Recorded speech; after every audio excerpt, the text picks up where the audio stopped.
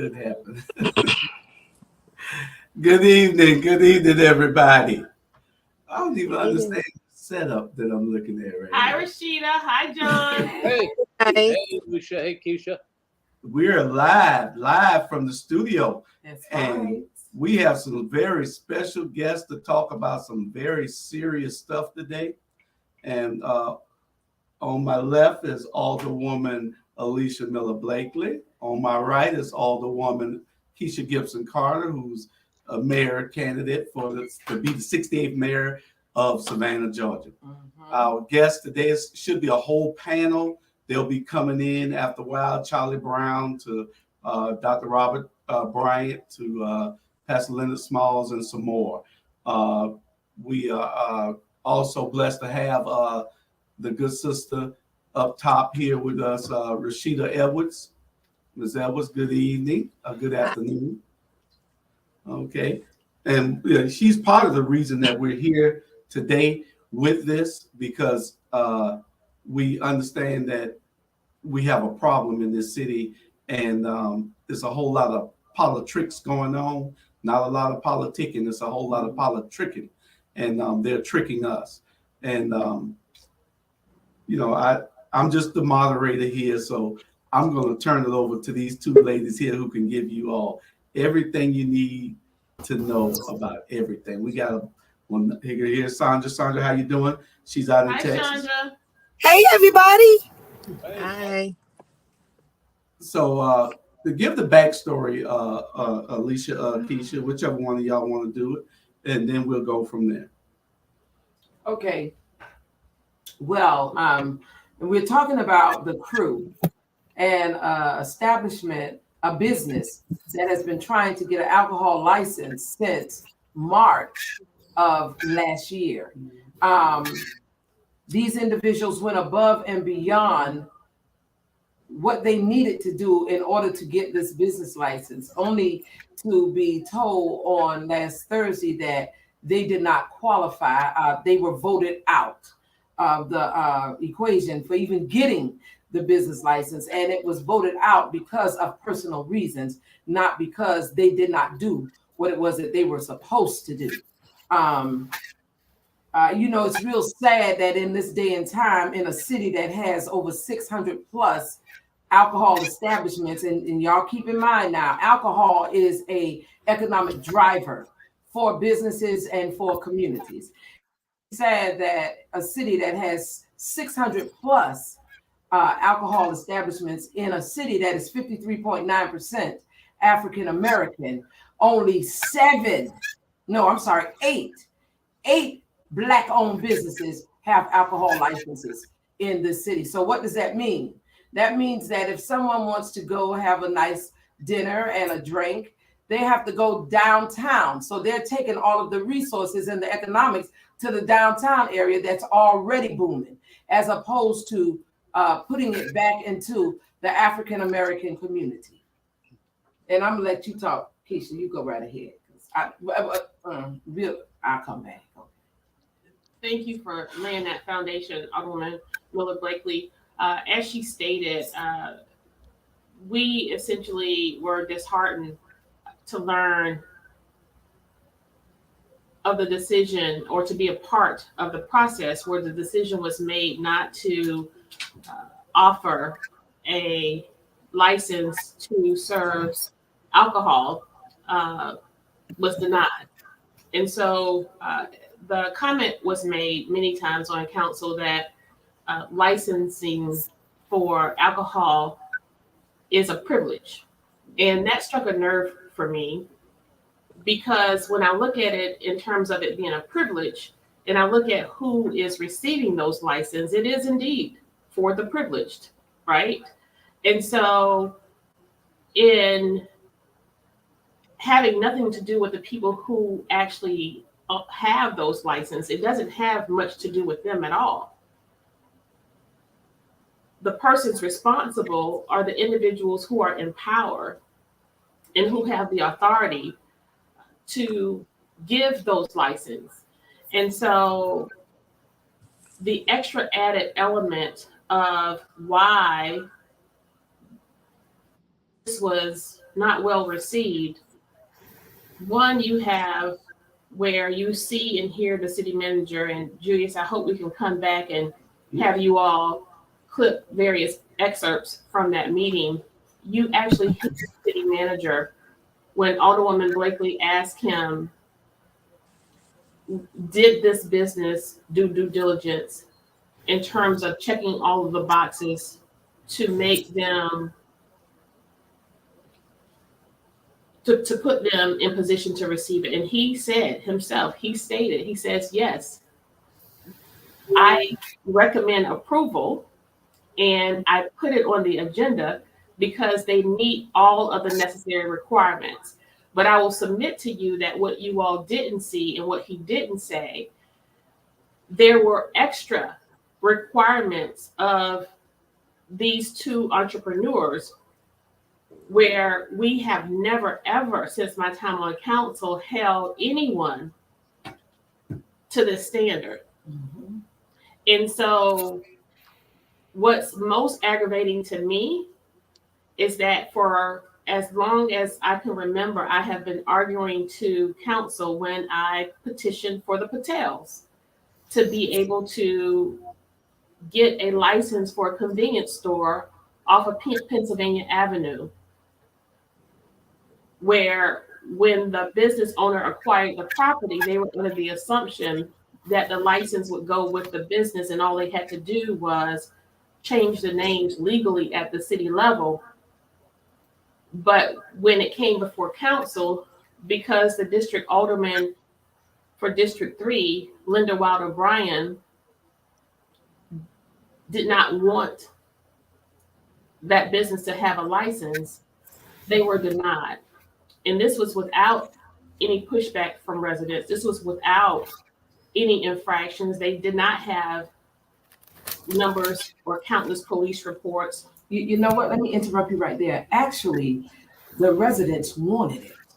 Right. It was Yes. actually desirable by the residents.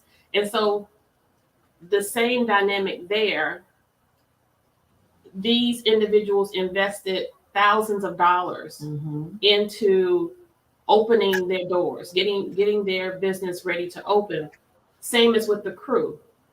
They have invested over $300,000 Yes. and have been strung along through our red tape and the cumbersome requirements of the revenue department almost in excess of 12 months, paying over $10,000 a month in rent, utilities, and insurance, in addition to the investment they put into the brick and mortar.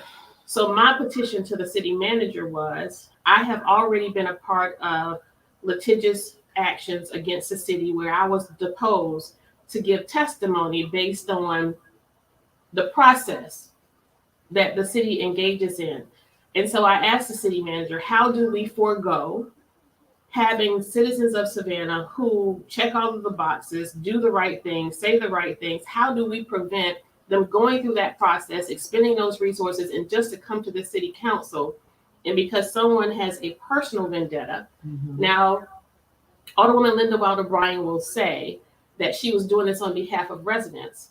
Well, John McMasters, if you remember some months ago, around the third quarter of last year, residents of the Olympus neighborhood were rejecting a developer's project, I think Wicklow, for these unaffordable apartments, over 200 of them.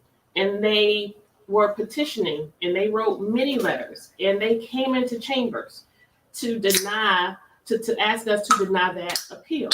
And in short order, the minorities on council, myself, Alderwoman Miller Blakely, and Bryant Lanier, we listened to those third district residents and we voted against it. But in this case, Alderwoman Linda Wild O'Brien single-handedly went out and manufactured letters to deny this request. And we only received 4. And one of those individuals have said, well, that really wasn't what I intended that letter to be for. So actually, they said they didn't write that letter. Right. They So didn't write we it. can't allow, when we took the oath of office, we stated that we would serve without fear, without favor, and without affection. And in this case, you see where individuals have allowed their own personal vendettas, possibly against other elected servants or possibly against individuals because of their hue. I don't know.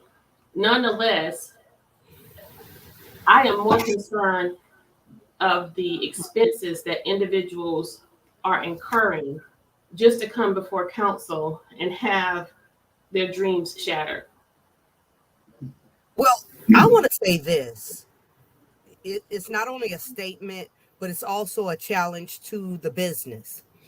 First of all, if you only have 8, not 8%, but if you only have 8 African American businesses that have alcohol licenses in Savannah, then, and we know that more than 8 businesses have tried to apply for alcohol licenses over the years, then that's already discrimination on its face.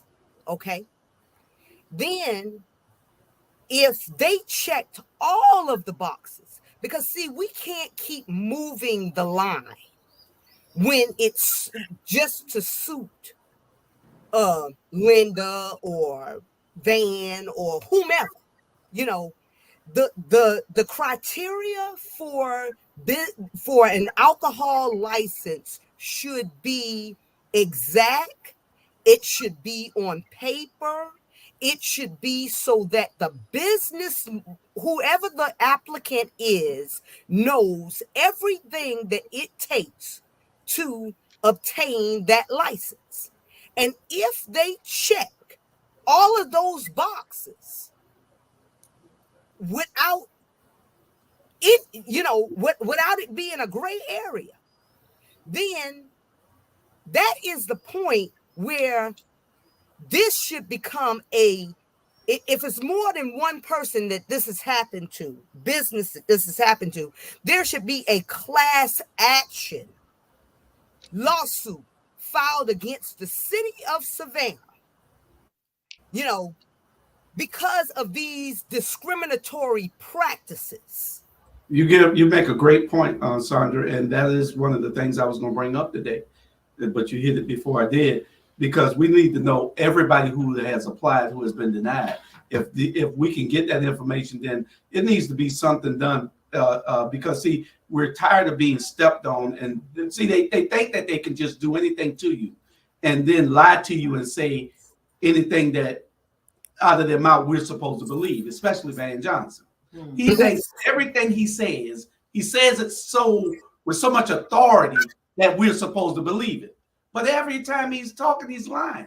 But Julia, to that point, it now has to become less about what Van Johnson says and more about how people are believing or receiving what he's saying. Because I'm at the point now where it's not enough to only serve the citizens of Savannah, but we cannot serve lazy citizens of Savannah. We cannot serve citizens of Savannah who are not engaged, and we cannot continue to serve citizens who will simply spew opinions about media headlines and about the newscasts. We have to now help citizens of Savannah understand that while what is happening to the crew, and I'm so happy that this is being used as an example to mobilize and engage citizens. But look at what we did at the top of March of 2021 when we were fighting to save the Weeping Time land. There is no more of an important issue outside of saving lives on the streets of Savannah than preserving the Weeping Time land. If we had the number of young folks who have given voice to this issue and who are raising concern about the crew and that liquor license, if we could have coupled them with the faction of individuals who are advocating for the Weeping Time, we essentially could have saved that land. You see, when we don't know our history, when we are not able to focus on preserving our heritage and our culture, that's why you have this slippery slope of what we are experiencing. And when people saw how Van, they may be saying now, well, Van voted for it. No, he didn't. Van controls the vibe. And I'd like John McMasters to weigh in here. There has never, because he follows council and he pays attention, there has never been a time on council where Van Johnson has voted with myself, Alderwoman Lanier, and Blakely, who have consistently been in the minority, but who have consistently fought for the issues, not just to support African American communities, but for all of those who are working class, marginalized, and the left out. Exactly, not a part of the status quo, the elitists and the classists. And so what we want people to now recognize is we're going to use this moment as a movement to send a message that you get it now. You get it now.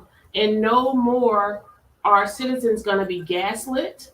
No more are you going to be told one thing only to have politicians go behind closed doors and do another. When messaging comes from the news desk, you have to know it's been sprinkled with the magic of the media. But you know what, Alderwoman, I know you want John to jump in, but I have to say this. In Savannah, Georgia, our constituents, our citizens, especially African American, and I don't want nobody to think that all I talk about is Black folk. And I'm gonna say what I said on yesterday. We are as strong as No, I'm not apologizing. I'm explaining. We are as strong as our weakest link. And right now in the city of Savannah, the weakest link is African Americans. We have been gaslighted, we have been hoodwinked and bamboozled for the last 25, 30 years under African American leadership.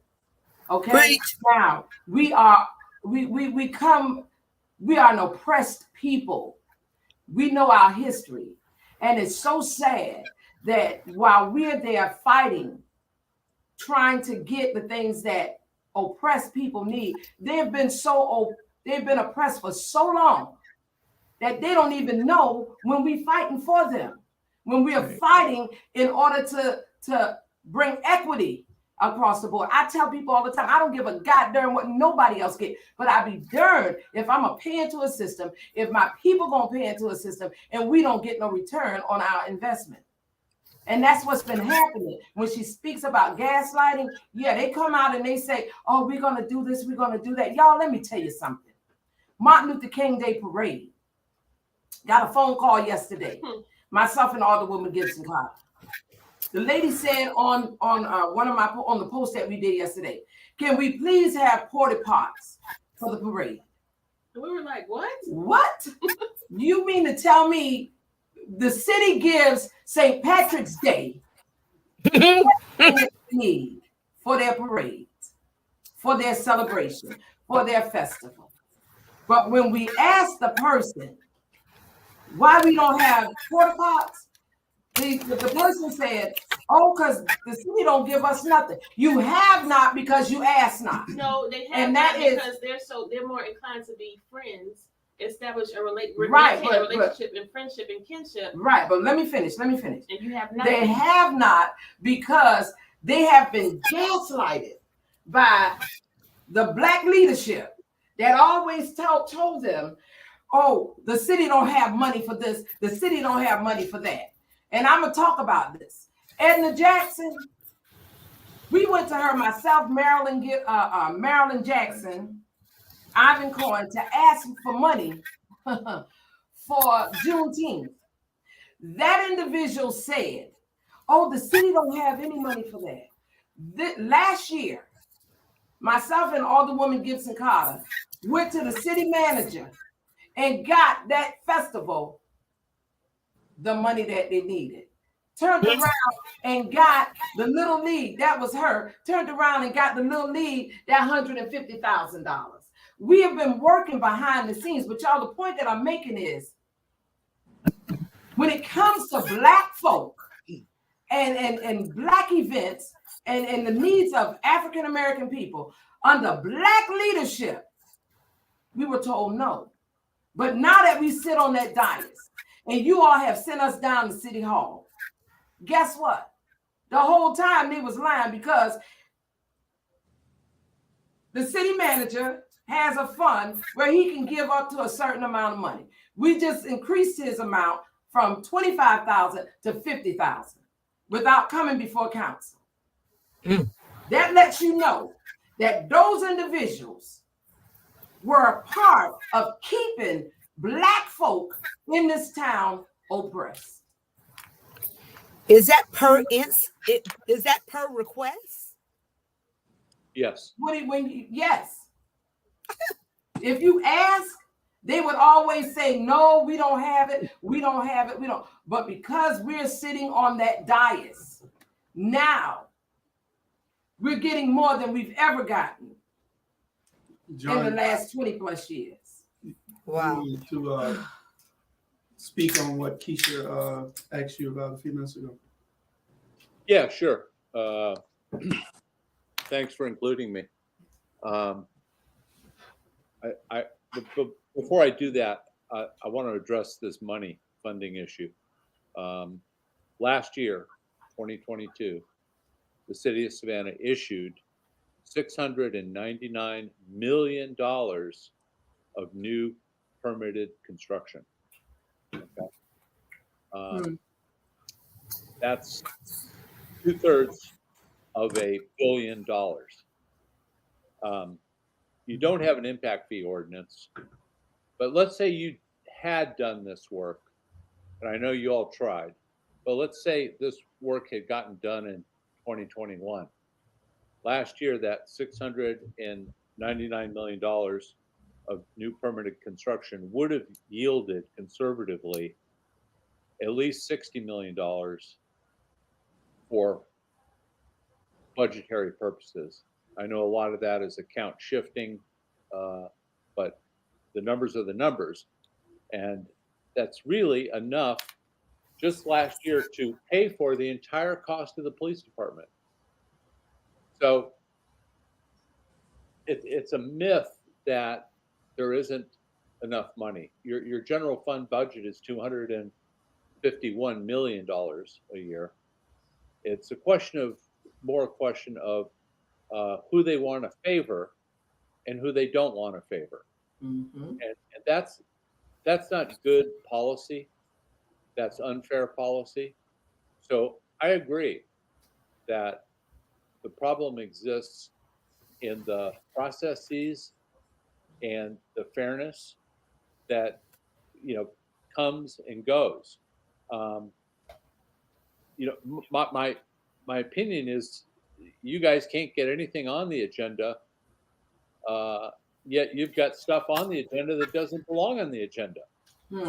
It's about as convoluted a situation as as a fiction writer could imagine. For instance, liquor licenses have no business going in front of city council. None. And most cities across America, particularly, from 50, 60,000 population and up, of which clearly, we're 150,000, that they have a separate, distinct, standalone board or commission that aren't elected people. They're not part of city council or a county commission. They are a standalone decision-making body of whether or not permits for alcohol sales should be allowed. When you leave it in the hands of city council, with all due respect, you guys aren't subject matter experts. You're a part-time citizen government, and you are asking to decide the fate of small business operators and medium-sized operators, like this O'Neill woman, the applicant who's invested hundreds of thousands of dollars to get to the starting line, and then to have it fall on a bunch of part-time non-subject matter experts is absolutely crazy. The best expert in yesterday's hearing was the city manager, and he recommended approval. Yes. So anyway, Keisha, what exactly was your question? Because I've forgotten it. I have also. Okay. I don't know that I had a question more than I wanted you to weigh in on the historical votes on council. And I think I was more asking you to help shape the narrative as it relates to how council has voted historically. And I know you probably raised your gray brows when you heard that Van voted with me, Alicia, and Bernetta, Yeah. and just shed some light on how. Well, that was a purely political. That's it. He just he voted to deny it, and then changed his vote to approve it. So the man is conflicted, or something else is at play, because those two are contra votes. Well, what I want you to do, John, is call it what it is, right?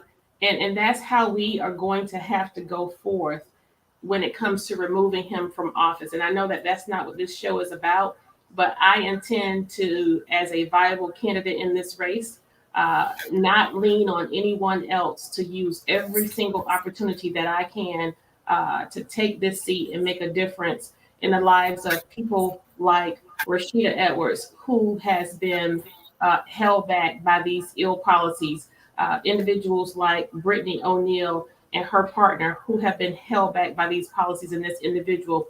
What people need to know is that nothing happens in the city of Savannah if Van Johnson doesn't bless it, and nothing will happen if he don't doesn't give him that much power. But the powers that be behind the scenes. However it is, he's the water carrier. There you go. However Yeah. that goes. He's a water carrier. So Yes. to say that he's conflicted is a little too kind. He knows exactly what he is doing. I will give him this compliment. Van Johnson is by far the most skilled politician I know. And there is a distinct difference between a politician and a public servant. He doesn't have an ounce of a public servant's bone in his body. This man is the master of manipulation and the author of confusion. And what he demonstrated during that city council meeting was exemplary of his 16 years as alderman and his time on council this term as mayor.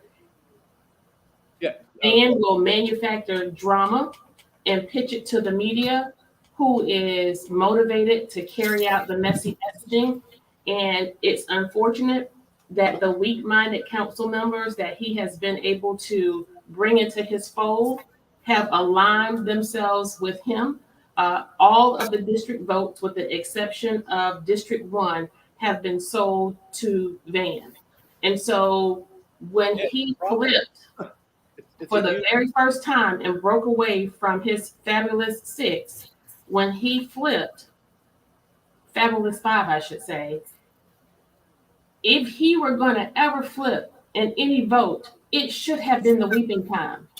But you picked this one moment where you know that the young people with a voice and with street cred and with a following, you know that they were laser focused on this issue because these young people desired the crew as an additional outlet for their entertainment. You knew that if they saw you vote against this, when Alicia Miller Blakely, Alderwoman at Large for Post 2, stated after that vote, remember in November, he flipped his vote. Yes. And so this is the gaslighting that I've been talking about since my time on council. This is the behavior, the manipulation.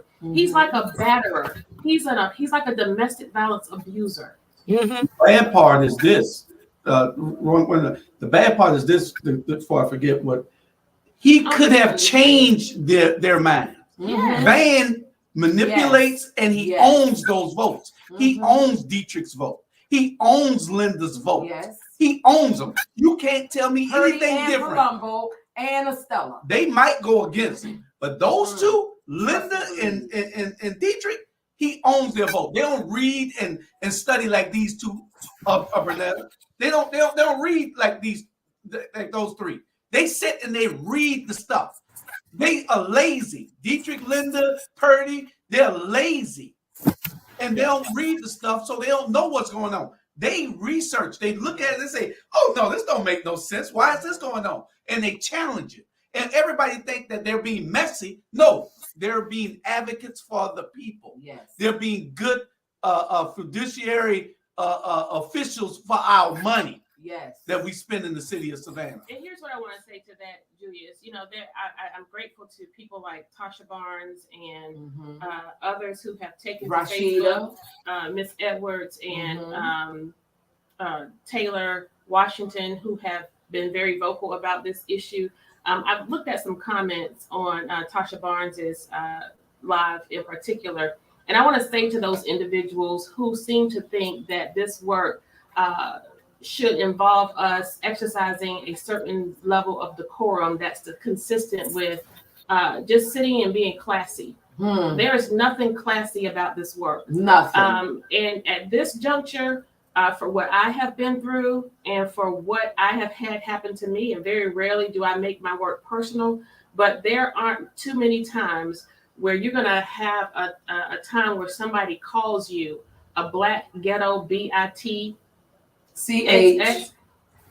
Just say it. All gloves are off. Yes. All gloves are off. So what we are not going to do is hold certain people to a higher standard. My record speaks for itself.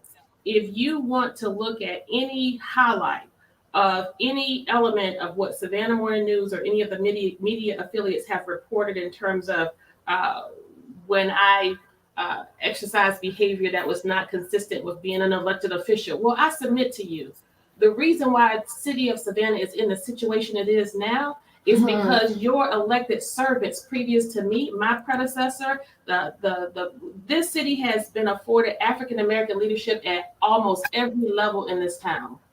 Black mayors, majority Black council. This mayor in particular was on a majority Black council more than one time, and that district after his watch was still one of the worst districts in Savannah. That's right. We've had Black county chairs and Black commissions. We've had Black DAs. We've had Black every level except for a sheriff. We haven't had a Black sheriff, right? And some of those positions have been all Black all at the same time for a span of at least 4 to 8 years. And how have we moved the needle? So I submit to you, ladies and gentlemen, that it's not enough just to be Black and be in office. It's not enough just to align yourself with friends, friendship, relationship, and kinship, and have an expectation that everything is going to be okay. And so when we remove ourselves from being told a vision, remove ourselves from being told a vision, remove ourselves from television and from the headlines, then and only then will we see through what people who were in these seats before us couldn't do. They didn't have the courage. Didn't have the courage and wouldn't do. They didn't have the courage to do it. They didn't have the motivation to do it. Maybe they were getting something as a result of not doing it. Ain't no maybe they was. And in addition to that, these individuals did get along. You know why they got along? Because they were on the same team. And don't tell me what's not supposed to be aired on television, because if it's not aired on that dais, you wouldn't have known about the crew. If I had just sat there and said nothing, if I had not advocated, you wouldn't know anything. You wouldn't know. You know what, Alderwoman? I don't know what people thought they were going to get, especially with me. When y'all sent us to City Hall, y'all ain't sent us down there to play the game. Y'all sent us down there to change the game. One thing for certain, two things for sure. God has blessed me immensely. Alderwoman Gibson Potter is blessed. Alderwoman Bryant Lanier is blessed. We blessed people. We educated, learned women. Okay? So you don't send us to the doggone battlefield with a butter knife when they got machine guns. All right? You sent us there to change the game. So guess what? That's what we're doing.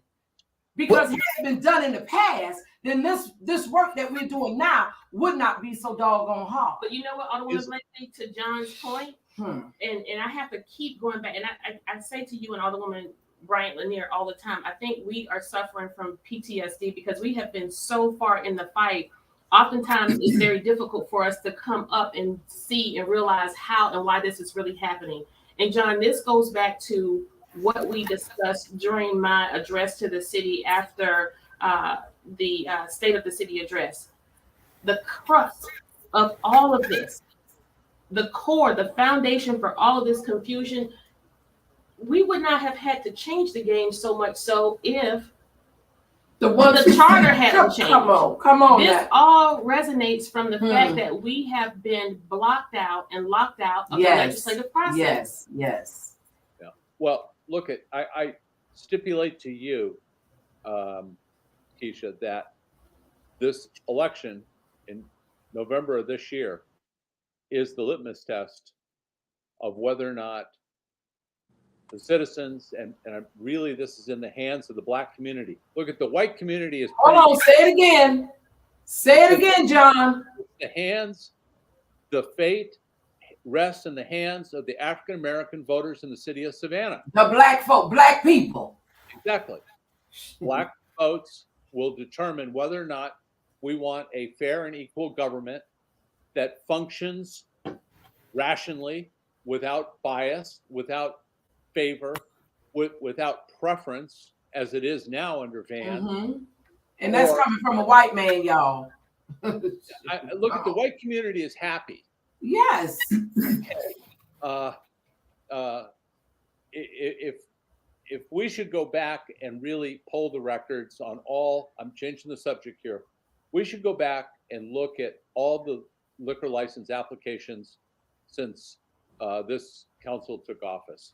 And we should figure out how many Black licenses got approved and how many white licenses got approved. Mm-hmm. And I think what you're going to find is it's much harder, it's much more complicated, it's much more arduous on Black applicants. Yet yes, it is. Got a Black majority city council. Ergo, this is the sellout mode.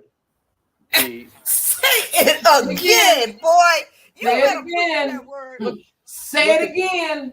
You said it correctly when you said you've had almost 30 years of Black leadership at city council and majorities on most of those councils of Blacks.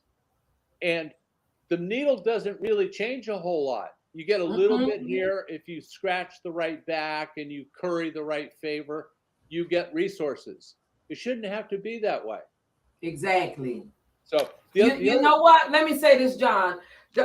Not only did the crew not get their license, they've put in place an overlay in the 5th district, predominantly Black, in the 1st district, predominantly Black, so that these individuals that want to put businesses in the predominantly African American districts, you can't even get a license in those. And then you have all the persons who sit up and say, oh, my people don't want that. But once you break it down and explain it to the people how much of an economic driver, 40% of a business. Come on, man. Revenue is generated from look a license. Talk about Rashida's situation. Right. Y'all, I'm sorry. It's better than a liquor Please, store I'm sick on of it. every damn corner in those same areas where you could have a decent restaurant or a nice club to take yourself out to, like Liquid. I loved going to Liquid when I was there, but I hated that Liquid was the only place that I had the option of. Or Odyssey was the only place I had the option of. Then I had to go down to City Market and deal with that drama, if I wanted to go out. No, I should not have to go out to places that they do not really want us in and spend my money.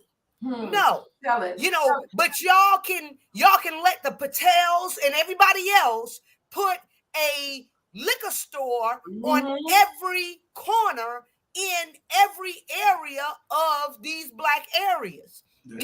So I am saying I'm challenging the war room to do just what John McMaster said, but then I'm challenging you guys to go a step forward and reach out to every business that has applied and been denied. And Craig Butts put up a post saying that the scary lawyers in the city of Savannah won't take the cases. But they gotta go outside of Savannah. But guess who will take the cases? The lawyers in Atlanta take the cases because they don't give a damn about Savannah that much. Chandra, to that point, let's let Rashida weigh in on her situation, because what you are saying is directly consistent with what's happened to her. She is a very impressive young woman. I tell you, if I had an ounce of the business acumen of these young people when I was their age, I would be a millionaire by now. And it excites me so much. When I went in and saw the establishment at the Crew yesterday, I was like, wow, this is awesome. And this is being created by young people. And then I visited the Vintage, a new event venue here in Savannah. And I thought, wow, this is young woman. Beautiful. And she has been essentially held back. She doesn't want to serve. She doesn't want to sell alcohol.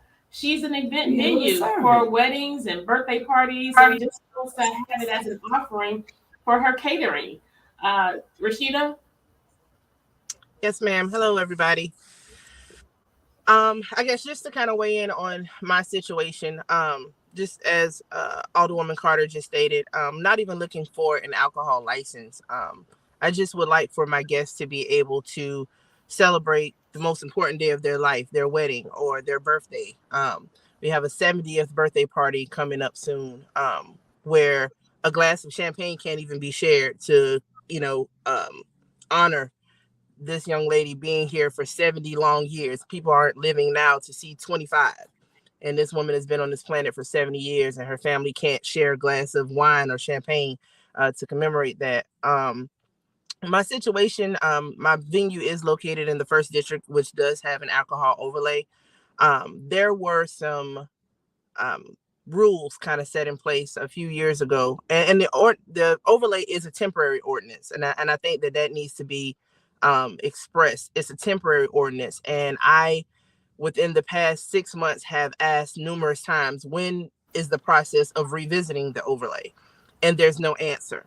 Rashida, it's temporary. It's temporary. That's the verbiage that they use, but it's not temporary because it's been in place for far too long. Okay, right. Go ahead, baby. Absolutely. I have had so many doors slammed in my face when all I'm asking for is answers. And I can accept an answer if it's legal, and that's the answers that I have been getting. At this point, I've gone through a MPC process to apply for 2 variances that were suggested by 2 members of the city and director, one of which is the director of urban planning and urban development, Ms. Bridget Letty, and Judy Jones are the 2 that suggested that I apply for the variance when I met with them several months ago, and I did that. I do personally feel that I was not supposed to win that approval, but the West Savannah community came out and showed out in numbers. There were, if I'm correct, maybe 60 to 70 people almost between the Zoom call and those that showed up there to support the venue and it being able to host alcohol. And we did get the 2 variances that we need, because in the overlay it states that a venue cannot exceed 2,000 square feet, and my venue is 5,200 square feet, and that a venue has to be 300 feet from a residential residence, and mine is 275. We did apply for those variances, and I did get both of them. However, and right now, if you read the approval letter, it states in bold print that the venue is approved for on-site consumption. My guests should be able to go down to the revenue department right now and apply for a single-use permit for their event for that day. However, when they're doing that, they're getting denied. They're getting told that they won't accept the application with no explanation of why to them nor myself. I have sent emails after emails to Ms. Jones, to council, to the city attorney, to the city manager, and I'm not getting any answers from these Oh, individuals. hold on. She being real nice. Let me tell you what the situation is. Let me tell you what the situation is. Because the mayor was one of the ones that instituted that overlay, along with the neighborhood association president and a couple of other individuals that don't even live in West Savannah, Right. was instrumental in instituting that overlay. This young lady went out and got how many signatures Nearly did you get? about 200. 200 signatures, y'all, that said that they supported her and wanted that venue. But they were still above that, woman Blakely, she got the zoning board's approval. She got the zoning board's approval, but when it came to us, y'all better wake up, black so people. you see, it's a continuation Child, of moving of the finish line. Moving of the finish line. You check all the boxes, you do all the right things, say all the right things, and the finish line moves when you get close to it. And somebody made the comment in the comment here about what's happening to black people and those people doing something to us. Listen to me and listen to me clearly. Understand that it's not what you think the white man is doing to you. It's what the black man is doing to you. Yes. This is black people doing it to black people. So, you know, if you can't hold your own accountable, don't seek to hold somebody else responsible for what. Well, you heard what John said. White folk good. So And I'm They good in Savannah. And I do 53.9% of the population. That means we as black folk are the majority. And here's what I want to talk about. We have the power. Let's talk about rent control and how that majority is being watered down. That majority that you're speaking of is being watered down. We let's stop getting caught up in the minutia. As awful as what has happened to the crew is, as awful as what happened to the Weeping Time, we have to understand that nothing changes in this city. Nothing changes in communities without policy initiatives and without policies on the book. And those individuals who are in place to govern and drive those policies. That's right. As we are not just older women. We are not just elected officials, or I like to say about myself, an elected servant. We are policy makers. We are supposed to be policy makers. Anything else? We are peopleticians, not politicians. And anything Remember beyond that becomes simply rhetoric. We need to be talking about things like Now cut Wheeler light on. What kind of policies and ordinances will control and prevent the abuse, like what's happening to Rashida, what's happening to the O'Neills. We have a real epidemic going on in this city right now. We are void the opportunity to put forth legislation that would help us help individuals, specifically renters, stay in their home. This administration has failed for multiple years, failed to roll back the millage rate, which would have essentially reduced property taxes. But as a result of not doing that, what we now have are renters experiencing increased rent. Many people have contacted us and have acknowledged that their rent, both for residential and professional, have gone up between $500 and $1,500. Even your cousin. Yes. You know, and so we now have apartments, two bedroom apartments renting for more than an average mortgage. The Baxley downtown, those apartments now are going 2 bedrooms for $4,000. Wow. I wrote a op-ed. So it's about policy, people. I wrote an op-ed back in 2014-15 that said, "What have you done for me lately?" And it was directly related to having Black leadership, but what are they doing for the Black people in their cities? And go ahead, Rashida. I would like to jump in. I want to share a comment that was made in regards to my business and being able to host alcohol. I I was actually told by or suggested suggestion that I should have my guests go to a neighboring business, which I believe it's called the Axe Place, is right across Bay Street, and I should have my guests go over there to drink and go patronize that business, and then come back to my venue to listen to. And I was just like, but that's not fair. That's not fair. Why can't your business make money all the way around and I for that night? And I think it's important for everybody to understand where my venue is located. I sit between the M-Market Arena and the Axe Building, or the Longshoreman Hall, if you will. I literally sit in the middle. Both of the establishments to my right can host alcohol. The Axe Yes. Building, the Longshoreman Hall, and of course we know that the M-Market Arena has alcohol, and I sit in the middle.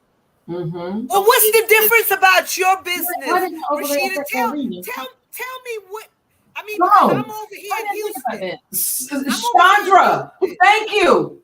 You never thought about that. I never thought about that. Because if the alcohol overlay is in the first district, then why wasn't the arena affected? Bam. Yeah. Can you tell me what the difference is? Because I'm all the way over here in Houston, so I don't know. Chandra, Because she a black entrepreneur. To my understanding, Houston, we have a problem. So there is a map. I don't know what the process is and how they select the streets, but I will say that literally my building sits on the curb of, or the line of the you're overlay. on a borderline. Yeah, you're on a borderline. There's a map, and Savannah Candy Kitchen is their back dock area faces the front of my building, and in their dock area or right on their property on that curb they can have alcohol. I just can't have it on my side of the street. Under Alicia, American, what is that word called when they carve out a map in order to choose? Did they just gerrymander you? They did. No, and what, let me I'm going to quote Pastor Marsha Buford, who is the neighborhood association leader. She explained to me that they purposely added that the building that I'm in, they purposely added it in because of the previous tenant. I guess it was some form of an event venue before, but it was more geared, I believe, towards youth. And they felt that they black had youth. Put it out there, black youth, baby. Ma'am? It was more geared towards black youth. It was a dollhouse. That's because we don't have any venues for our young African Americans to go to. Somebody created this place called the Dollhouse. It was like a teen club. So the kids would go there, and they just got disturbed, as they normally do, when you have a lot of young African Americans in a business, in a place, and they said, oh no, we got to make sure that they don't have nothing. And that comes from that older African American mindset. Instead of embracing our young black African Americans, they want to put them out. Just, no, we're not going to do nothing. But I'm going to say this again. I don't mean to overtalk you, Rashida. I apologize. Y'all hear what this man is saying. The white man is saying, they good. When we going to be good for us? John, you're gonna the rest of 20 that's right, I'm gonna say it. You should charge her, John. No, it ain't. Remember in November. That's gonna be the same. Remember in November. I love term. I love term. Right. The great Charlie Brown has Rashida's All problem. right, Charlie. Sorry, Charlie. Right. Rashida's problem. Rashida's problem in this discussion of getting things done. Her challenge is that she's black. Okay. You don't say. For real? Yes. Is she black? Yeah. Let him say it again. I didn't say it again, John. We didn't hear you all the way. Okay.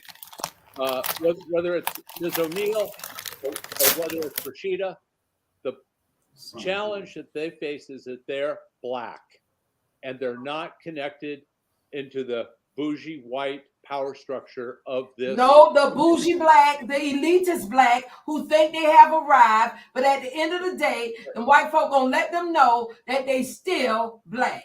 Let me illustrate, and Charlie, you're being very patient, but let me put a tack in this and give you a perfect illustration of what I'm talking about. You talked about moving the goalposts, Keisha. Mm-hmm. Okay. you talk about an overlay district, and then, oh, we gotta. Sorry, you're not in the overlay. You're not lucky enough. Well, we got a hotel overlay, right? And what happened at the end of Indian Street? There was a Scribner's error that would allow SCAD to get outside of the overlay so that they could build a 17-story. Come on now. You better tell it, honey. All right. And at the other end of Broughton Street, and I can tell you this because my wife and I own a building in the 400 East block. The hotel overlay does a huge gerrymandering jog at Habersham Street so that the Kaminsky's property is now in the overlay where you can build hotels. So listen, if you're connected, you get a Scribner's error, or you get the lines drawn favorably to include or exclude your competition or include your property. This is what we're facing, people. It is inequitable. It is bad public policy. It's historic. And this election, I pray, is the election where blacks take control of the real deal and not the pretender. And that's coming from a white man. Charlie Brown. I am white. Charlie Brown. Okay. You're on mute, Charlie. How about now? Yep, you're good, Charlie. I'm good. That came from a white man as well. Yes. Listen, I want to say one thing first. I'm a little bit late. There is a word in the dictionary called continuity. Van and Linda have voted every single time together. He and her are allies. And what happened on Thursday is a travesty to the black community.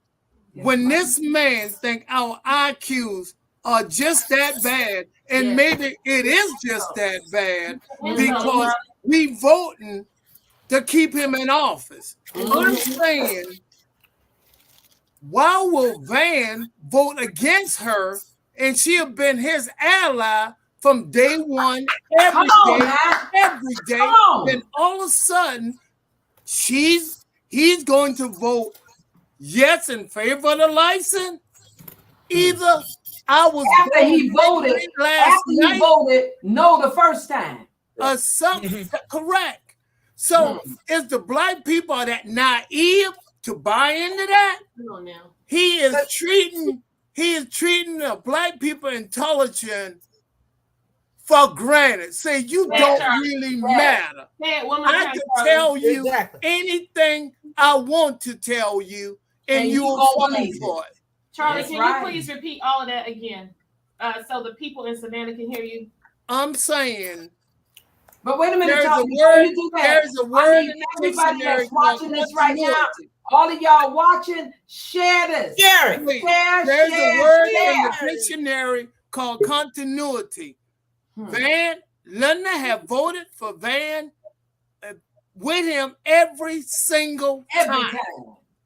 And now all of a sudden, he gonna vote with us. Boy, back. He don't have loyalty for Linda in the 3rd district and vote yes.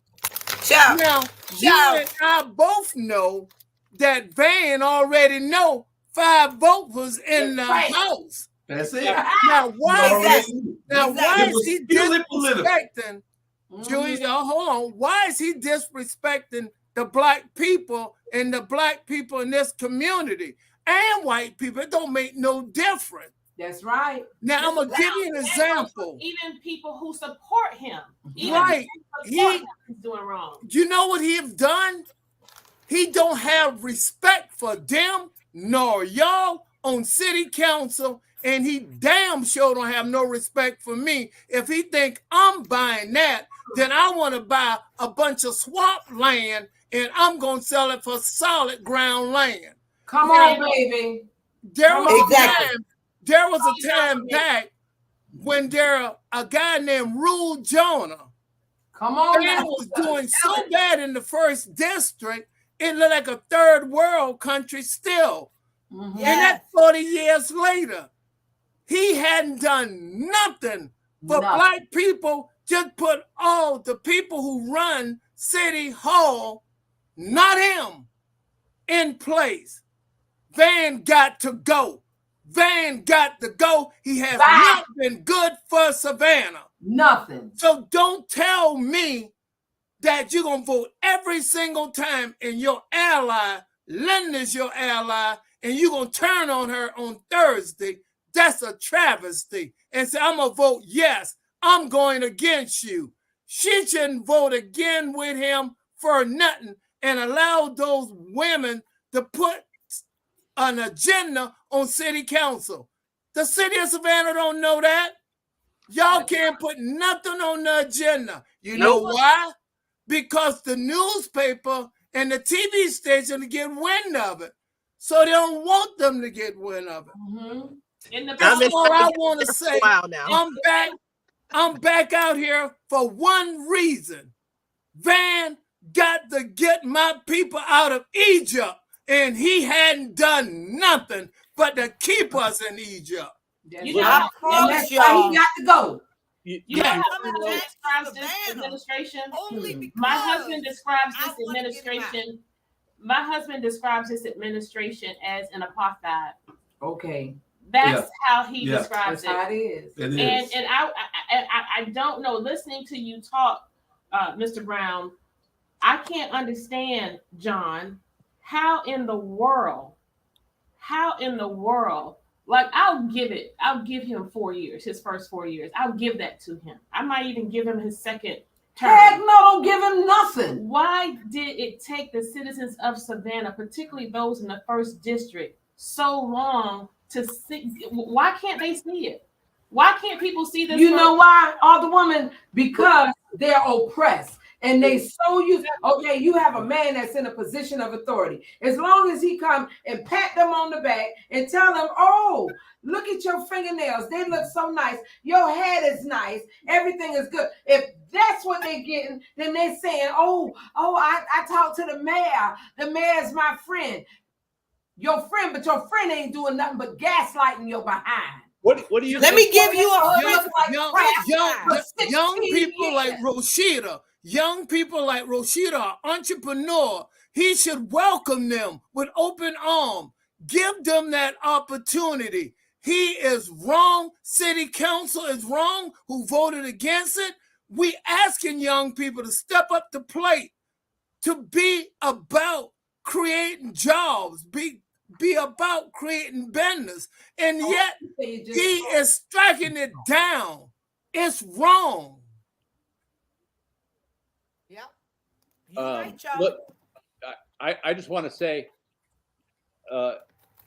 embarrassingly, I want to say that Van's only demographic that is holding fast are bougie white liberals, and that's crazy. That's absolutely crazy. They like him because he checks their boxes for politeness and hold on, not just bougie white liberals, John. You got your black elitists too. Well, you got your individuals who are Van fans riding with him 24/7. I just told you, if he pat them on the back and rub their hands, say, "Oh, girl, you look good. Your nails pretty." You know what I said? I can't do something because one of my nails broke. You know that individual said, "Let me see it." You will not have that image in your mind of me having broken nails, boy. If you want a perfect abject example of manipulation, laughing, but this real. Watch Friday Night Date Night with the mayor. It's a cattle call of recognition, adulation, stroking. It's the seamiest side of political popularity. Well, a lot of my work has been done in the area of domestic and sexual violence. And when I compare Van to a batterer, I really mean what I say. Now, he may not be hitting these women physically who are on that Friday Night Live with him. He may not be physically abusing them. They may not feel that way, but that's what he is doing every single day in his behaviors, in his actions, in his decision making as mayor. Because the majority of those women who are following him on social media, I would say probably, I don't watch it, 85% of them are African American women. But Dan has done little to nothing to advance anything that is going to benefit None of those us. women in Nope. that. And so you do one thing, you have the pillow talk, but then when you get to the office, you're having an affair with the secretary. Yeah. You know, so you, Rashida, say what you got to say. Hey, I want to say something that I feel is important from my standpoint or from on behalf of the venue.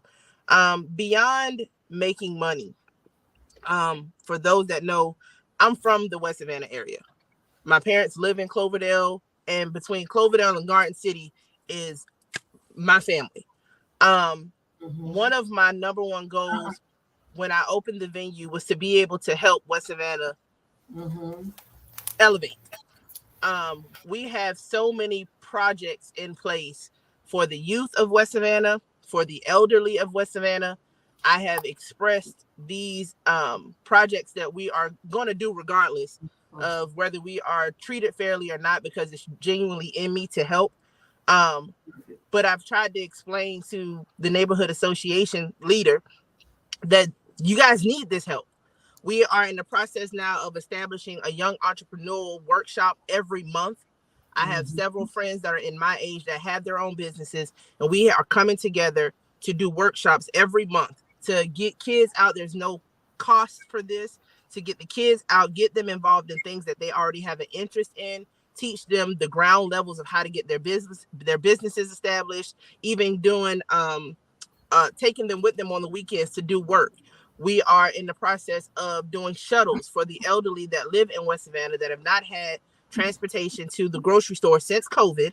They have called the city. They have complained these people are not tech savvy. They don't know what Instacart is. They don't know how to get on the internet and order groceries.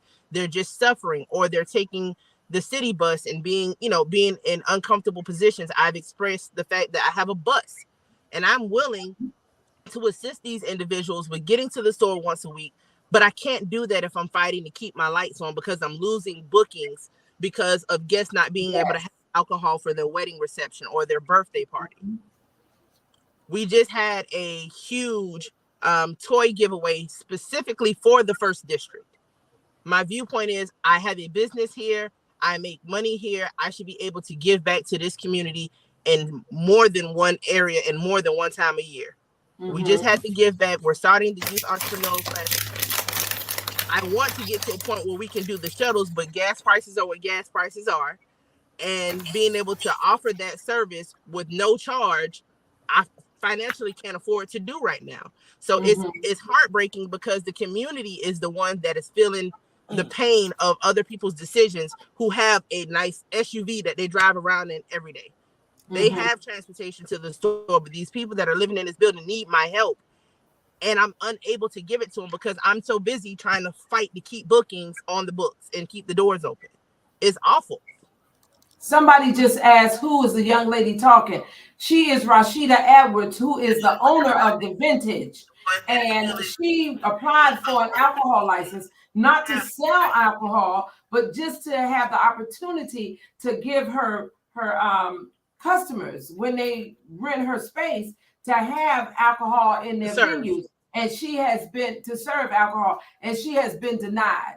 So that's who Rashida Edwards is. And she is in the first district, where they're saying that there's an overlay, and she can't do it because there's an overlay. Now, somebody also said, I think it was Bernard, said we talking over everybody. Because guess what, Bernard? I got to say this right here. We older people now. And I'm so thankful that the young people are getting engaged and getting involved, because we have to talk now before we lose our thought. All right. Go ahead. And Bernard, why you not on this right now? He's trying to get on that. Get on. Come on. We need you too. We need your input, because I like what you said about black men. Black men, where you at? Why you got these black women fighting this fight? Well, the reason why we're fighting the fight, we are tillers of the soil right now. We tilling the soil.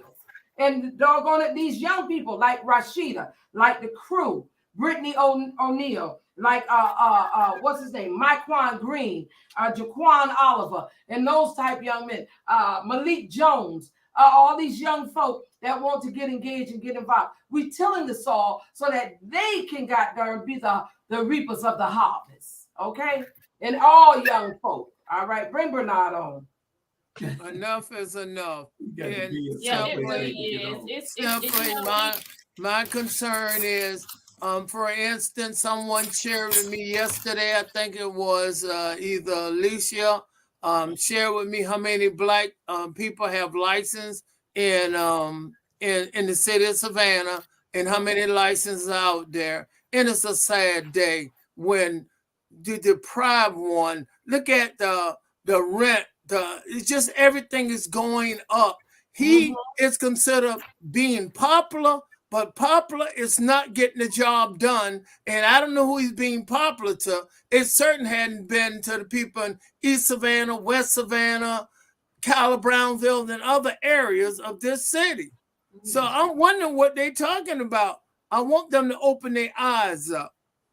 And I'm glad you mentioned the dynamic with regard to the data as it relates to how many permits or license we have on the streets versus those who do not have them. Correct. We are looking at, again, a policy issue and a process issue. And the way this mayor has elected to tackle any issue he feels related is to create a task force, right? In addition to this task force, we've had some extra near six-figure positions added. We have on staff for the balance of a year now an equity and inclusion director. Why isn't it on the desk of that equity and inclusion director? The first thing I asked the city manager to have that person look into when we first were presented with this issue was revenue, right? So what isn't it about the fact that we have data that says you have over 600 licensed on the street and fewer than 10 of them are held by African Americans and minorities in this community? You don't think that's worthy of a task force? Oh no, but that's what he said. The mayor said after he presented all these task force, he said that the task force for African Americans and diversity and inclusion was city council. The city council who denies African Americans. Oh, really? Yes, go back and look at it. Go back and look at it. Because a young man came to City Hall and he kept asking the question, where is the task force for African Americans, for black people? And he said it was the city council. That is just like I want to say this. I want to say this right quick. I'm asking all my family, friends, grassroots voters in this city of Savannah, please arm yourself. Get ready. If you're not registered to vote, get registered to vote. If you're registered to vote, he must go. I'm asking all my friends. I'm asking all my friends, grassroots people, you have no reason to vote for this man. If you can show me the next time you run into Charlie Brown, you tell him why. Come on, Charlie. And the reason not why. just Van. Not just Van. You got to get rid of Linda. You got to get rid of Dietrich and Estella. I'm sorry. Curtis? Exactly. When you vote against, you're a black-owned business.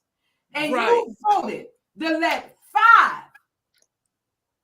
Indian, white, I will agree 100%. You voted 5 to go through, but then you turn your back on this one black owned. All of them need to go. And I want y'all to come to me and say, why did you say that? I will agree 100%. I will agree 100%. They must go. They must go. Grassroots people, please arm yourself unless you're going to find yourself with nothing to do but to move somewhere else if you can afford it. I'm letting you know. You said it. You said it. You said it. And with regard to Estella, Alderwoman Blakely, a lot of people who have been following us closely, I know you have, John, since our time on council, you all saw the breakaway. It Yes. historically was a 5-4 vote. 5-4 vote. Van and his 4, and Estella was with me, Alicia, and Bernetta. I would be remiss right now, and I'm trying to make relevant this podcast as much as I can in terms of policies and real issues in Savannah, to say Estella broke away from us, and this is breaking news, when the whole breaking news on the issue caption. of the fairgrounds came up. When she thought that her maneuvering and Van's maneuvering was going to finally get the fairgrounds to a place where all of their friends and buddies could have their hand in the pot, that's when Estella stopped voting along with us. You can go back and look at the meetings. When the 5-4 vote stopped is when the fairgrounds gained traction. Estella Shabazz sold out the 5th District's fairground opportunity to Van. And as a result of the messiness and the maneuvering, they got in bed with a developer who was not worth the paper his name was written on. That's right. And now all in court. That project is now caught in the balance, much like what's the other project? This new engagement that we just entered into with this Galvin company. That's going to be another fiasco to come.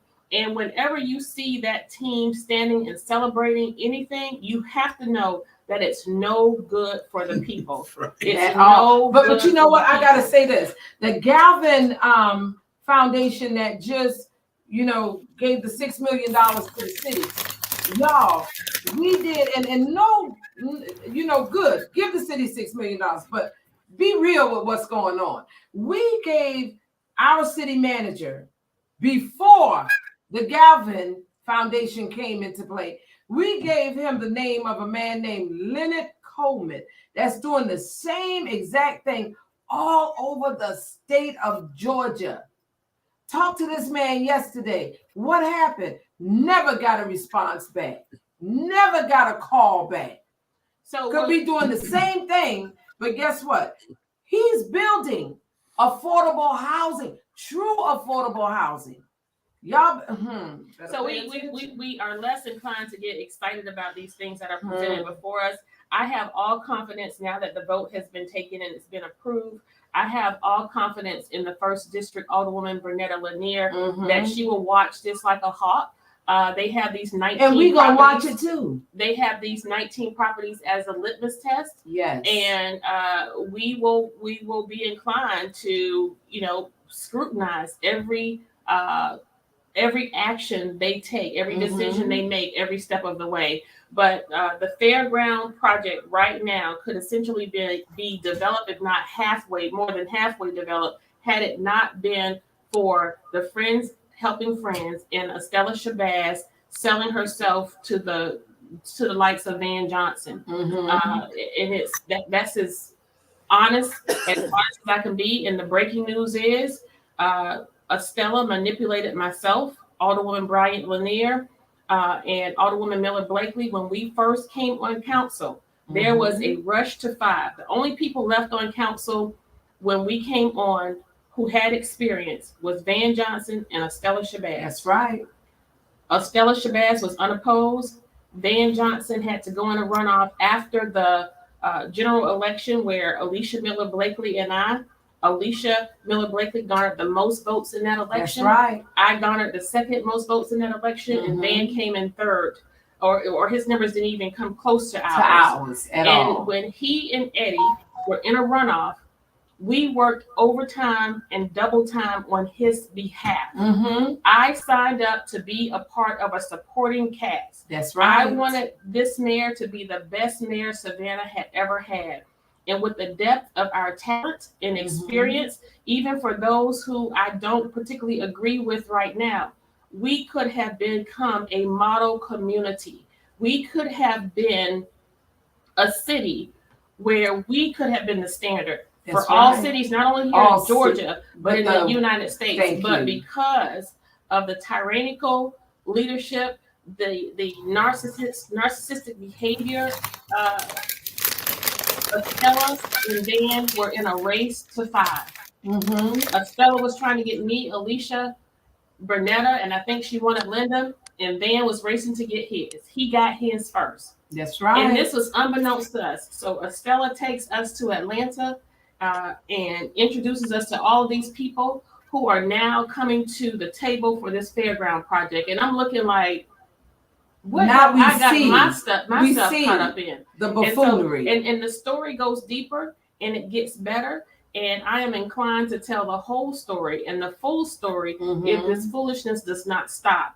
But despite that, we stayed the course. We stayed on the side of integrity and we stayed on the side of ethics. I expressed to the city manager what my concern was and that I recognized that individuals who were connected as developers to this fairground project were individuals that Estella had relationships with and who had introduced us to. And so this office, and let me tell everybody who is interested in running for public office, if you are broke, if you are greedy, and if you have a low ego, politics is not the place for you. No, baby. Because it's not going to do anything. You ain't going to get no money unless you selling your people out. Because it is so easy to get picked off. Yes. It is so easy to get purchased.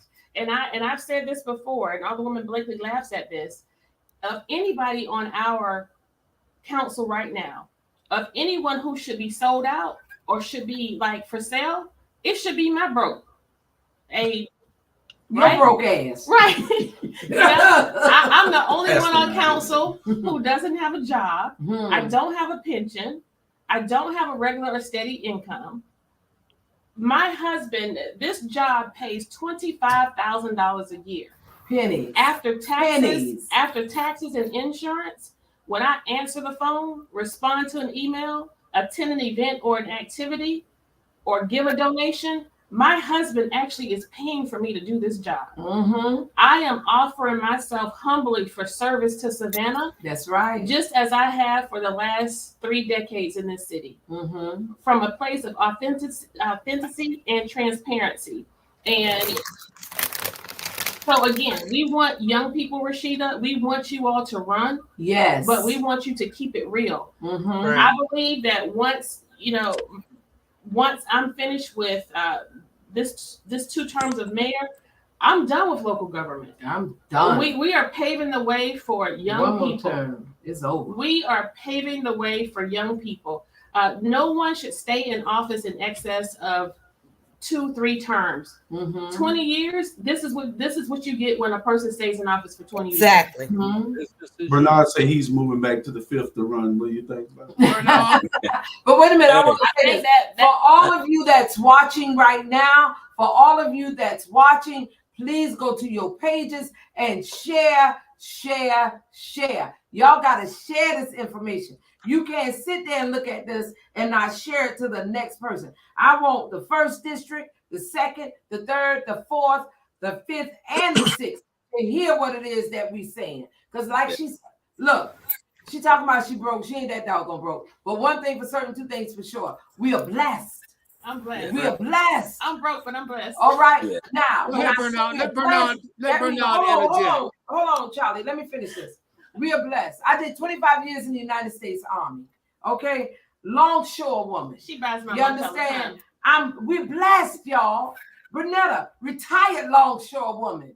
Okay, Alderwoman Gibson Carter, blessed. Y'all, we blessed. We're not doing this for us, and that's why they can't stand it, because it ain't about me. It's about my people. Yeah. At the end of the day, and I'm sorry, I'm real passionate about this, because December 19, 2005, 4,000 pounds of plywood crushed both of my feet.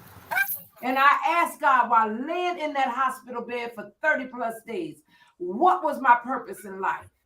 God, if you allow me to ever walk again, because the doctor said this, we can't say it's up to God. That's why I know it's a God. If you allow me to walk. And it came to me as clear as day. You will be a voice for the voiceless. And guess what? From that day to this one, I'd rather man be angry with me than the creator.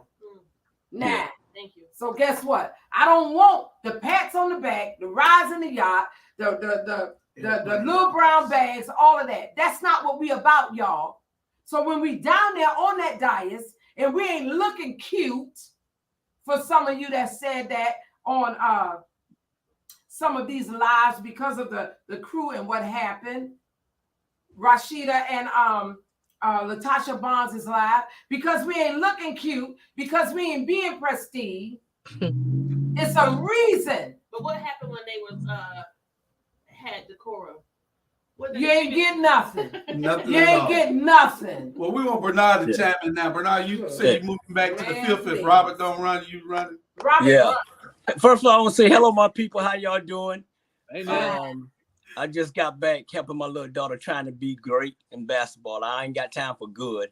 I want to say this here. Y'all, what's wrong? I've been in Savannah for 2 months. Let me tell you what's y'all biggest problem. Y'all biggest problem is y'all got black people problem. At the end of the day, that's y'all problem. You know, you got to clean up your own house before you talk about cleaning up the white people house and all that house. It's like this here. I am so tired of and I'm gonna give praise to Alicia and Keisha and Son. I am so tired of these women fighting for us. Where's the men that need to be fighting? And I'm here in Savannah, Georgia, and I'm gonna fight for y'all, and I'm gonna stand with y'all, and I can't, man, I'm telling you, these BS's young men, older men, and everything, all they want is just go around and take. And with Van surround himself around women, because at the end of the day, we really know what time it is. Trust me. And I've been here 2 months, and I done hear so much negativity about this man. It's a shame. So y'all keep doing what y'all doing. At the end of the day, I'm here to fight for y'all because I'm a man's man, and I don't have time for a woman to continue to fight for me. Come on now. I'm gonna fight for myself, period. Yes. And who don't like it, I really don't care. So until you, Savannah, Georgia correct the black problem, you ain't gonna correct no problem. I'm from Atlanta, Georgia, and Atlanta, Georgia, we fight, we stay together, we live together, and we ain't let nobody mistreat us. That's Period. right. And guess what? The white man already said they good. They good. The white man said it. John McMaster said it. They good. So guess what? For the bougie, the boule, the elitists, the classes, and all that, I already said. Savannah got a problem of isms. The boule. You got racism, elitism, cronyism, classism, and it's black folk. Nepotism, all these isms. You understand? Come on, and y'all know who it is. Call it behinds out. Every chance I get, I'm calling them out. Because guess what? They don't pay my bills. All right? They don't pay they don't feed me. They don't clothe me. And I know who controls me, and that's him up above. Yeah. Bam, baby. You're right. Because what it is like this, and I'm gonna keep it real with you, because that's what I do. See, the white people, they sitting around looking at us, and we taking our own self out. And all they got to do is just sit there and watch the show. And it is what it is. And with Vaughn, yes. Let me tell you something, Bernard. You know what black folk like to say? Why we looking like that in front of white folk? Why we acting like that in front of white folk? And you know what I tell them? White folk don't give a damn about how they look in front of us. Yeah. When we gonna wake up? Wake up. Now. You're right. And that's a I said it moment. John, go back and tell your white friends that I said that. Listen, I don't care how you dress or look as long as you vote for the shit I like. I'm gonna vote for the shit you like. I'm glad Pastor Small laid on this. I know. Well, Rashida, you know, we in all seriousness, we got a problem, and what we need to do is we have to show these people in a couple of ways. Now, we have to show them with our presence, like Bernard said, we're the black men, we're all the men who has a concern about what's going on in this city. And what Rashida is going through, and what those people are going through, and what those other people, Montgomery Street was going through, trying to get a license, wait a minute. It is crazy. Let me say this. There's a club in East Savannah called exclusives. Shouts out to Tanya LaBoy. Yeah. And I love the fact that she had like the old school blues and the truckers and the rhythm and what have you. Well, I was told that she passed that club down to her son-in-law or to one of her relatives, and was told that the older woman, this is hearsay now, I don't know, and I hope that the individual that this happened to will reach out to me so that we could have the discussion, was told that you ain't gonna get a license in this area because Black people don't know how to act. Now, I don't know if that's true or not. That's Wow. It's probably Wow. true because the older woman over there would say something like that. all right. That's Well- hearsay. But I hope and pray that that young man, that individual who got that particular establishment, that business, y'all, we got you, baby. I want to say this to Rashida.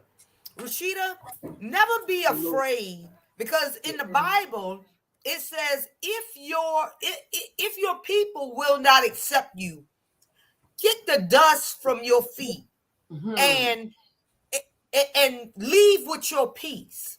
And I'm saying this because you have an entrepreneurial spirit. You will succeed in any place. Okay? So if you cannot succeed in Savannah, do like what I did. Leave. Okay? Take your peace with you and leave. In Houston, we have very good Black businesses, and they make it very easy for us to be in business. It's no such thing as we can't get a alcohol license. You know, a business. But Chandra, the only wherever we problem go. with that is she has invested so much money, energy, and time. She can't just pick up and take all that money that she's invested. How much money have you invested, Rashida? Close to about $70,000 altogether. Yeah, I mean, no, I get it. We're gonna do right by you here, and you're gonna. I would sue Savannah for others. I would definitely sue the city of Savannah. Just like That I would was be I your was first step. I was reading some of the comments, and I don't think some people really understand how complicated it is to find an attorney that is rather, not buddy, or that is willing to take on that load. I've spoken to several, and I've heard almost the same comment from way too many. That I try to stay away from the city as far as possible, and even reaching out to other areas. It's amazing how far the reach goes. It goes a lot further. And granted, there's thousands of attorneys out there. I'm raising one. I told my son I wish he was already finished with school, but trying to find somebody that's not afraid or feel that they're going to, have an issue themselves after the fact of taking a case like that is not as easy as it sounds. It's really not. Well, if you're looking in Savannah, then you don't need to look in Savannah. Because Right, if they're scary, if you're an attorney and you scary, then let us know who the names is that's scary, and we'll put them out there. And I see a comment from Keyshawn Housey where he states we have to mobilize and engage differently than we have before now. And the thing that I say to that, I think that's a message for people like you, Rashida. If we had people who are older than you, people who have been a part of the process longer than you, if we had them mobilizing, because they know how to do this work, we would be in a far better place than we are right now. There is no reason for us to have a not just a majority African-American council, but a super majority African-American council, 5 Black women. There is nothing that a Black woman would not do for her people, for all people, for generations. We have been caregivers. We've nursed other women's babies who didn't look like us. That's right. We've maintained households right here in this city of Savannah. even some of the highest Still level, doing it. even some of the highest level executives can attest to that there was that black lady, Mima, Big Mama, Granny, who Nana. came to his house for 18, 21 years, made his bed, washed his clothes, made their dinner. With 5 black women on city council in Savannah, Georgia, Come on now. we Right. should have been unifiers of this community. That's we right. should have been providers of this community for this community. There should not have been a need we could have not met. That's right. The city of Savannah and the county of Chatham have enough money to take care of all of the needs of this community. Mm-hmm. But we do not have the political will. And so I want to encourage young people like you, Rashida, to mobilize, engage, and pay attention for yourself and keep doing what you're doing as an advocate and a lover of Savannah. I don't want you to leave. And while we're in position, we're going to do everything we can to keep you. And I definitely get what you are saying about not allowing yourself to be abused and to Chandra, to, you know, if people can't appreciate you, don't be tolerated. If they're not celebrating and appreciating you, leave.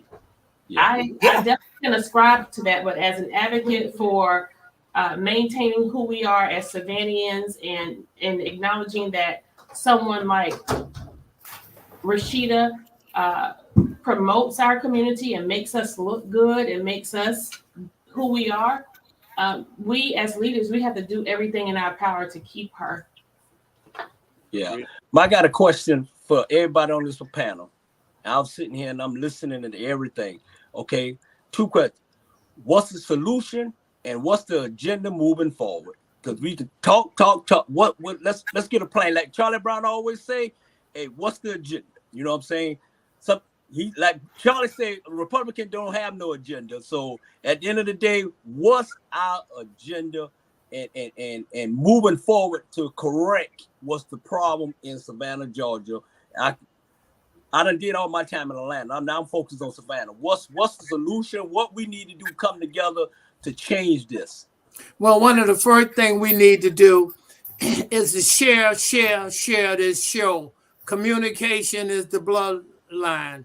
We got to do that, and you arm your friends, relatives, and the people who are not doing what they supposed to do for this community.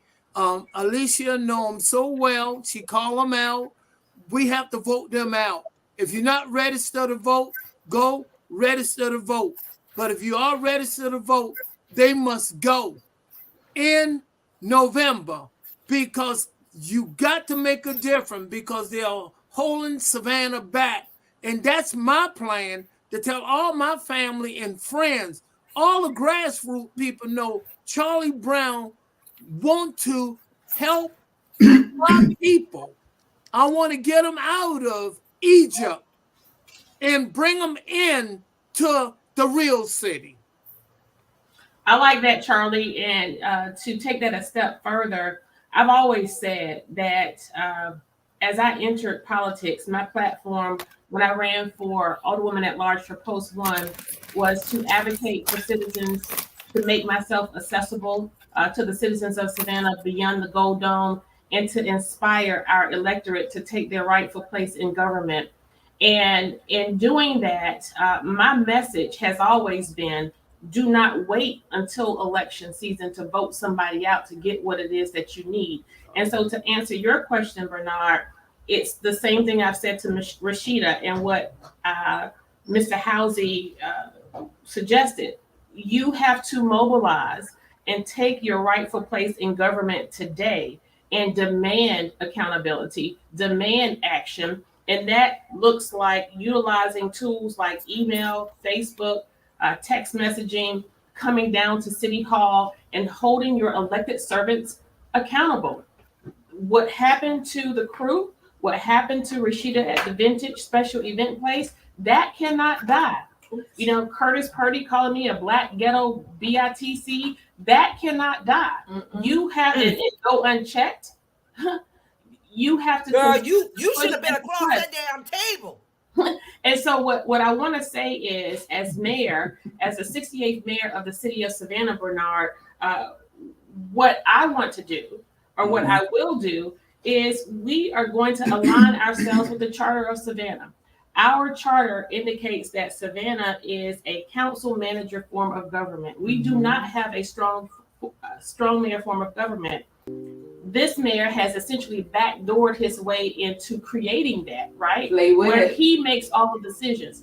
If the citizens of Savannah on election day, November 2023, when we take office in January, it will be my goal to make sure that every district representative has the ear and the voice of the people, and they are bringing it back to City Hall, and we are putting forth the agenda of what's desired in the 1st through the 6th districts. That's right. Not what our personal agendas are. We will not hijack the legislative process from our district representatives, and we will allow them to be treated as professionals. We will not remove administrative support from council members, thereby handicapping them so that they cannot make effective outreach to their citizens. We will create a platform where everybody is treated with dignity and respect. We will, in real time, tackle issues like homelessness. We will not merely put a Band-Aid on it. We will, in real time, get out of the way of the chief of police. We will not politicize that position and allow him or her to do their job. And the fire department. What we will do is hold our housing authority, Erlene Davis. We will hold her accountable. We will not live in a city of Savannah where you have more units vacant than you have occupied by families with the housing authority. We will work with the Board of Education to make sure that families with children who have turned hotel rooms into their personal bedrooms and kitchens and living rooms and dining rooms all in one space. We will work toward those things, and we will utilize the opportunities provided to us in collaborative relationships with our other governmental entities to make sure that we are truly, I don't want to be smooth. I don't want to be wined and dined. I want to have real tall talks and courageous conversations with the Georgia Ports Authority. I don't need to go to dinner and lunch with executives at the Chatham Club. We will have big conversations with the University of Savannah College of Art and Design. We will talk to the ports. We will look at our policy as it relates to returning economic opportunity back to communities where individuals who do business in that community are making a better living than people who live there. So that's what we are going to do, Bernard Brown. And that's what I thought. Okay. And that's what I thought this administration was going to be about. It wasn't about none of that. And that's why I am very upset. And that's why I came out of retirement, because of that. Thank you for sharing that. Yeah. And we need to focus, Savannah. And somebody said, don't advertise my strategy. You know what? I am so unselfish. I want, and I know Van Johnson and his operatives, they will be watching this. Let me tell you this, City of Savannah, State of Georgia, United States of America. I am so unselfish. I want Van Johnson to do the right thing today. When he goes to work tomorrow, I want him to change all the evil of his ways and do the right thing. I don't want to continuously make an example of him so that I get brownie points and call for people to think that, yes, she really needs to be in office. I want him to do an exceptional job from now until the end of 2023. Man, he ain't gonna do it. Ain't no sense. He ain't gonna do it. I want him to do that. I do not want Savannah. I don't want another family to have to bury a child to gun violence just because I want Van Johnson to do bad. I do not want another family to be forced out of their home because they can no longer afford rent just because I'm making a bid for mayor. I will become the 68th mayor anyway. Yes, you will. But what I can tell you, in 2 to 4 years, if something does not change, Savannah, as we know her, will be a person of the past. We will no longer be the culturally blended community that everyone knows and loves. Van Johnson is incapable of doing much more than what he has already done. And so if people will continue to be gaslit and tricked by his antics and his tactics to get back in office, so be it. But I intend to continue with my messaging that is consistent with he needs to change today. if he's changing today, and if he's going to use my message and my platform to get it right, I'm willing to package it with a bow and give it to him, because I want Savannah to be saved, and I do not want her to go into ruins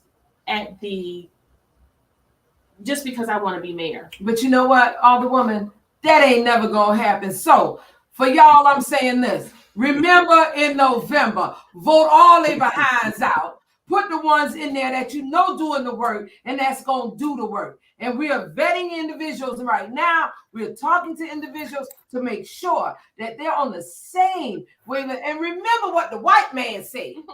Remember what the white man on this said. They good. And it's up to Black people in the city of Savannah. Remember this. We 53.9% of the population. That means we're the majority.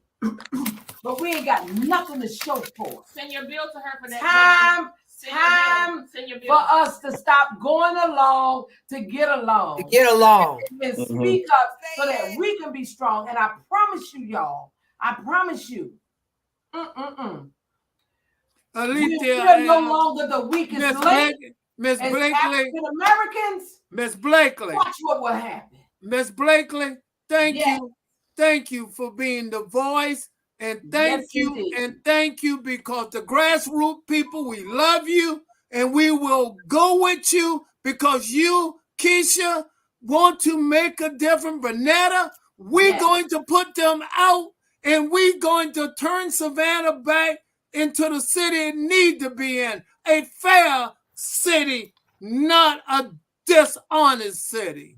A fair city for everybody. Thank you. Okay, we got about 8 minutes left, and I just want to say this here. I'm taking my show back over. I gave it to them.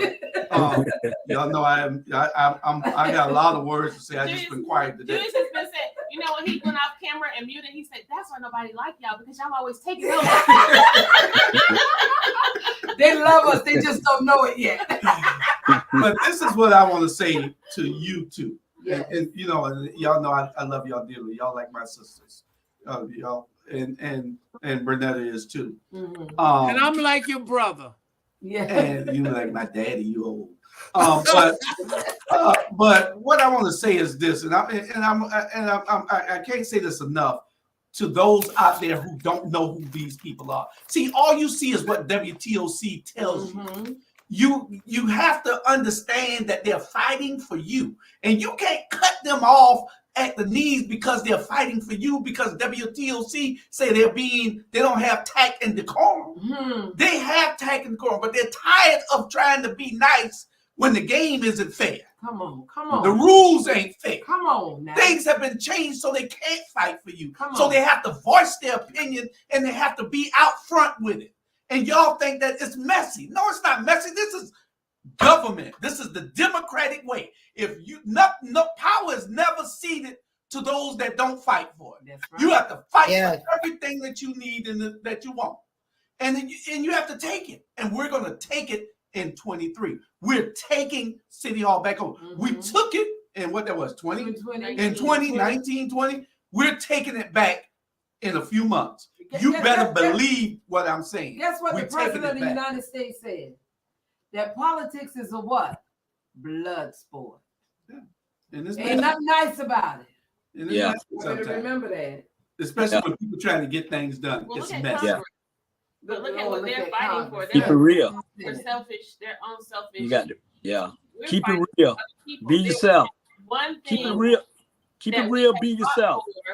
That has been to benefit us personally. Not and at all. and this is what I have to say this also, Jewish. In listening to your comment, I start doing a laundry list in my head of when you say, well, the way they fight and people criticize them. Understand that much of what people believe and what they've heard, it has been manufactured by the media. That's right. Pitched to them by man. You know, there is not like if I were a man, even if I were you, if I was a Black man, I would not get as much scrutiny as I get today because I'm a woman.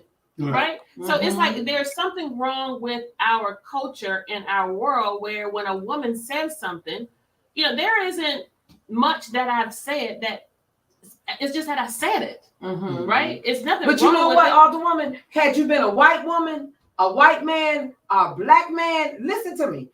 You would not be held to the scrutiny that you're being held to now. But because you are a black woman who they look at as you ain't supposed to say nothing. You supposed to be manly. You supposed to sit down and shut up and be quiet. Held to the no. I come from a warrior background, baby. 25 years in the United States Army. This woman been on the battlefield for 25 years trying to save the lost and the least and the left out. When y'all sent us down to City Hall, y'all know what the hell y'all was sending down there. Well, actually, You wasn't sending me down there to damn be quiet. Well, you know, You was sending me down there to be a fighter for you. And that's what I'm doing. You know, Alderwoman Blakely, previous to coming to City Hall, though, I was like considered this like nonprofit guru, Savannah's golden girl, for being a helper. But whenever you ever heard the term, people will use you until they have no more use for you. That's right. And that's what we are essentially victims of, because we are not allowing ourselves to be used. And so we now have to stop allowing ourselves to get caught up in the madness of what's reported, because then we ourselves, for people who love me, know me, and care about me, they oftentimes, I have to explain to them what really happened. It's like, okay, I did what? Okay, tell me, was it at minute 9.13 seconds? Did you watch the meeting on that Thursday? And so I think the one thing that they keep pointing out now is me standing up and pointing my finger at Curtis Purdy, because this you good. Because had he called me a black ghetto bitch, this was subsequent. It would have been on and popping. Calling me that. I'm telling you, that would have been the first damn meeting baby. Where they, not but we where glad they called that the she police, didn't. We but glad where they he damn didn't. snatched me Chandra. off his ass. Chandra, I'm loving all of the snatch, all of the snatch. Yeah. Right? But no, better know. I don't even know what happened to you. I nearly stood up, but when you with Savannah Morning News and the media affiliates, they will plaster my face with me pointing my finger, and this is just an example of something you just said, with me basically asking him to stop lying on me. But not one time did they plaster his face, advertise his name in any media outlet, including Savannah Morning News, with Ghetto Black B. None. And there was no other, there has not been as egregious of an offense than what Curtis Purdy did to me. That's right. But you would think the three main things that sink politicians and cause them bad press is misappropriation of money, a sex scandal. You slept with somebody's husband or wife. I haven't slept with anybody's husband or wife, or some criminal offense like DUI or beating your wife, right? I haven't done any of those things. But the way these people have reported on me, you would think that I have committed all three offenses all at the same time. Girl, I already told you what the deal is. But what did the two black men say? Sandra, let me tell y'all what it is. They're intimidated with the fact that this is an educated, learned, articulate black woman. And she know $50 words, not $25 words, like that older woman said when we first got on. Sometimes John will come on, introduce baby. $100 words. Sorry. All right, we got about 2 minutes. What did the two black men Let's be say? clear. I need to In the know. words of Nikki White, let's be clear. This has been Yeah. fun. We have to do it again. Hey, Take over your y'all life. just keep. Anytime I'm about to tell the people about this now, I'm about to tell the people about it. Go ahead, Bernard, make it quick. Hey, I can do I this. want to say this here. I'm gonna tell Alicia and Keith. I'm gonna say this here. I got y'all back. I ain't scared of nobody. Y'all keep doing what y'all doing, and if y'all have any more problem, I'm here for y'all. At the end of the day, don't let. I'm tired of these men or whatever disrespecting our black women. If it wasn't for our damn black women, we won't be here. So I got y'all back, and if y'all need any muscle, I am the damn muscle. Natalie said that we need to show up at city council meetings, every meeting, and rock the boat. That's right. And, you know, it's a lot of stuff that we need to do, and especially what Bernard said, black men, you need to stand up. Men, period, you need to stand up. And we need to fight for these young people like Rashida and the people that's trying to open up the crew, the O'Neills. And there was some people over there. And Skillaway, the young couple. Yeah, so and he was a police officer. It's blatant. Rashida, send me your information. I will.